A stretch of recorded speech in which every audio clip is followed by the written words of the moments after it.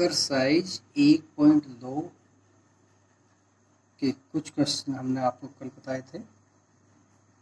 अगला क्वेश्चन है third question. क्या है? हमने आपको कल दो संख्याओं का HCF तथा LCM ज्ञात करना सिखाया था।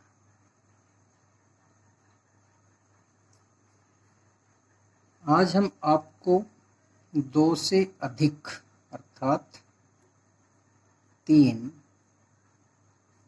पूर्णांकों का HCF तथा LCM ज्ञात करना सिखाएंगे। ठीक है, हमारी संख्या है, पहली संख्या 12, 15, दूसरी संख्या तथा तीसरी संख्या है 21 का HCF तथा LCM ज्ञात करना है।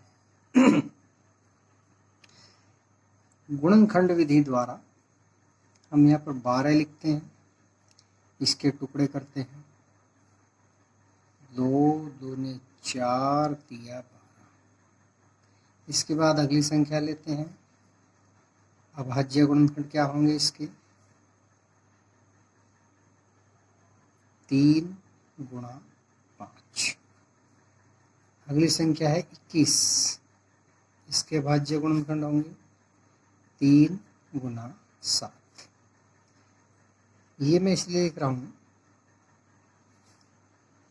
अब हम इसको सबसे पहले निकालेंगे महत्तम समापवर्तक। ठीक है, महत्तम समापवर्तक के लिए हमने कल आपको बताया था, जो इन अभाज्य गुणनखंडों में कॉमन है वही उसका महत्तम समापवर्तक होगा, और लघुत्तम समापवर्तक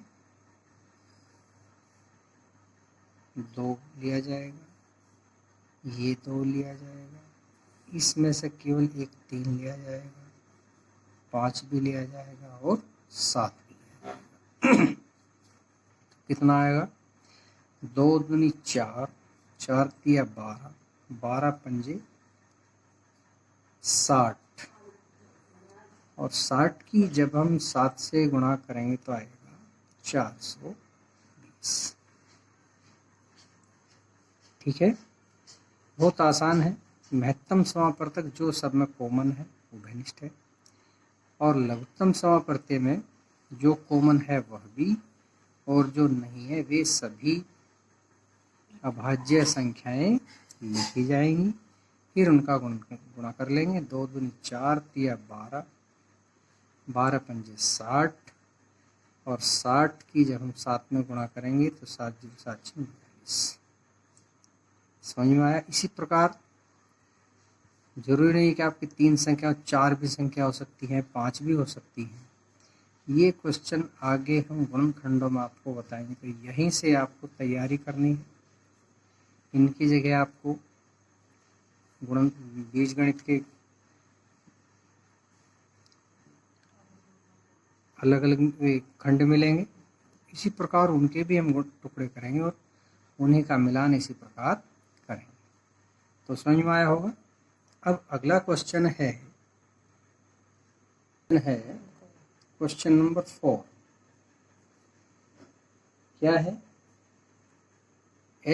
दो संख्याएं हैं हमारी, एक संख्या है 306 तथा दूसरी संख्या है 657 का HCF दिया है 9, तो हमें इसका LCM ज्ञात करना है। हमने आपको सूत्र बताया था, पहला पूर्णांक गुणा दूसरा पूर्णांक बराबर LCM गुणा HCF, अर्थात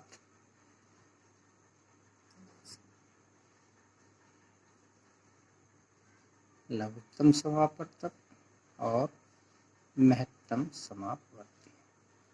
ठीक है, पहला पूर्णांक आप 306 मान सकते हैं, दूसरा पूर्णांक 657 मान सकते हैं, HCF दे ही रखा है, LCM हमें याद करना है, तो लिखेंगे 306 गुना 657 बराबर 9 गुना LCM। ये हमने पहले लिख दिया, कोई बात नहीं, गुना में चाहे आप 2 का गुना 5 में करिए, 2 पंजे 10, या 5 का गुना 2 में करिए तब ही 10 आएगा। इसमें कोई फर्क नहीं पड़ता, कोई से का गुना आप 2 पंजे तब भी 10 या 5 दूनी 10। तो LCM बराबर, याद रखना है, यदि कोई संख्या एक पक्ष में गुना में है, हम उसको दूसरी ओर ले जाएंगे तो वो भाग में जाएगी, अर्थात 306 गुना 657 बटे 9। अब हम इस 9 से चाहे इसको डिवाइड कर लो या इसको डिवाइड कर लो, जो आपको आसान लगे।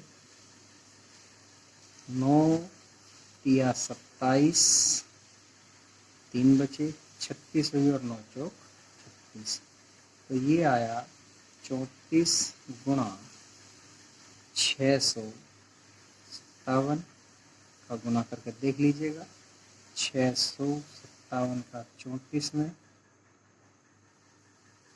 4 सत्ते 28, हासिल लगे 2, 4 पंजे 20 और 2 22, 2 हासिल लगे, 4 चिंक 24 और 2 26, 3 सत्ते 21, 3 पंजे 15 और 2 17, 3 छः 18 और 1 19, जोड़िए 8, 3 13, 9 और 2 11 और 1 12, 1 और 1 2। तो इसका LCM आएगा 22,338 आया, 22,338, ये इसका उत्तर होगा। यदि इसका उल्टा पहला पूर्णांक यदि हमें ज्ञात करना पड़ जाए तो ये इसके बटे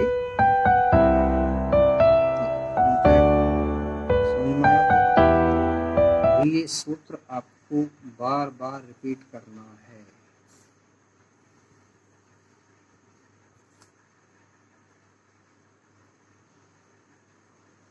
अब हम आपको एक बहुत अच्छा क्वेश्चन बताएंगे, नंबर है 7। क्या है? किसी खेल के मैदान के चारों ओर वृत्ताकार पथ है। ये हमारा कोई खेल का मैदान है, इसके चारों ओर वृत्ताकार यानी कि वृत्त के आकार का ये मैदान है। 2 लड़कियां एक साथ इस मैदान के चारों ओर दौड़ना प्रारंभ करती हैं। रेखा इसका एक चक्कर 18 मिनट में लगाती है। पूजा इसका एक चक्कर 24 मिनट में लगाती है। हमें ज्ञात करना है कि वे कितने समय पश्चात दोनों एक ही स्थान पर होंगी। तो हमें क्या करना है इसका, फिर देखिए, एक बच्चा 18 मिनट में एक चक्कर काट दिया, दूसरा 24 मिनट में एक चक्कर काट रहा है, तो अंतर तो दोनों में आएगा। कुछ समय पश्चात क्या होगा, जो 24 मिनट में चक्कर काट रहा है बच्चा, उसके कम चक्कर लगेंगे, इसके लग जाएंगे ज्यादा चक्कर। तो संख्याएं हैं हमारी 18 और 24। हमें इन दोनों संख्याओं का लय से ज्ञात करना होगा। तो 18 के हमने भाज्य गुणनखंड 2 तिया 6 तिया 18 हो गया। 24 के भाज्य गुणनखंड 2 दूनी 4 तिया 12, सॉरी 2 दूनी 4 दूनी 8 तिया 24, या ऐसा कर सकते थे 2 दूनी 4 तिया 12 दूनी, बात दोनों की एक ही है। अब देखते हैं यहाँ लय से निकालने के लिए, ये 2 कॉमन है, यहाँ पर ये 2 भी आएगा, फिर ये 2 भी आएगा, 3 ये सब में एक बार कॉमन है, और ये भी 3 है, क्योंकि यहाँ डबल है। तो गुणा करते हैं, 2 दूनी 4 दूनी 8 तिया 24, और 24 की 3 में गुणा करेंगे तो 72 मिनट बाद वे इस एक ही स्थान पर मिलेंगी। ये आपका इसका उत्तर आया। साथ के साथ में इसका यदि संख्या हमारी कोई ऐसी आ जाती है, हमें ज्ञात में से भी ज्ञात करना पड़ जाता है, तो क्या निकालेंगे इसका में से, ये 2 आएगा और ये 3 कॉमन है, अर्थात इसका में से होगा 2 तिया 6। ठीक है, इससे हमारा भी इस सवाल में कोई मतलब नहीं है, तो उत्तर लिखेंगे 72 मिनट के पश्चात, 72 मिनट के पश्चात वे दोनों प्रारंभिक, अर्थात जहां से उन्होंने दौड़ना प्रारंभ किया है, प्रारंभिक स्थान पर होंगी या मिलेंगी। समझ में आया होगा। अब मैं आपको एक क्वेश्चन इसका और बताता हूं, क्वेश्चन नंबर 8। 2 संख्याओं का HCF, पहले जैसा क्वेश्चन है, HCF 145 है तथा LCM 2175 है। पहली संख्या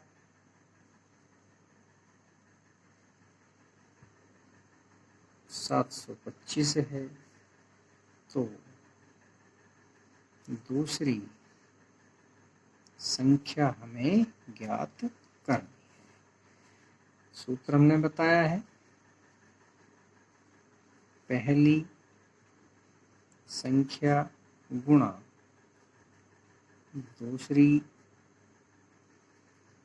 संख्या बराबर HCF गुणा LCM, अर्थात लघुत्तम समापवर्तक और महत्तम समापवर्त्य। तो लिखते हैं, पहली संख्या हमारी 725, दूसरी संख्या हमें ज्ञात करनी है